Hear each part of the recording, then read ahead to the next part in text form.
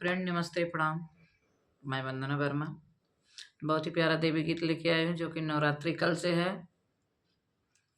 तो वीडियो को कमेंट फुल वॉच करके सुनना और कमेंट में जरूर बताना गीत कैसा लगा। बहुत ही प्यारा गीत है। जय माता दी। छिने छिने बदले लू रूप हे मैया दुर्गा भवानी। छिने छिने बदले लू रूप हे मैया दुर्गा भवानी। दुर्गा भवानी मैया शीतला भवानी। दुर्गा भवानी मैया शीतला भवानी। छिने छिने बदले लू रूप हे मैया दुर्गा भवानी। छिने छिने बदले लू रूप हे मैया दुर्गा भवानी। जब मैया पहनली लाली रंग सड़िया। जब मैया पहनली लाली रंग सड़िया। धाई लेली दुर्गा कै रूप हे मैया शीतला भवानी।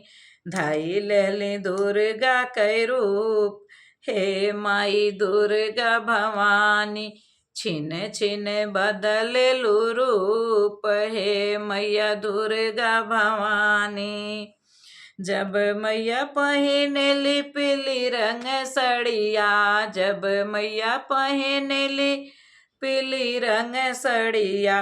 धाई लेली लक्ष्मी के रूप हे मैया दुर्गा भवानी। धाई लेली लक्ष्मी के रूप हे मैया दुर्गा भवानी। छिने छिने बदले लू रूप हे मैया दुर्गा भवानी। जब मैया पहनली हरी हरी सड़िया। जब मैया पहनली हरी हरी सड़िया। धाई लेली गौरा कै रूप हे मैया शीतला भवानी। धाई लेली गौरा कै रूप हे मैया दुर्गा भवानी। छिने छिने बदले लू रूप हे मैया दुर्गा भवानी। जब मैया पहनली गेरुआ रंग सड़िया। जब मैया पहनली गेरुआ रंग सड़िया।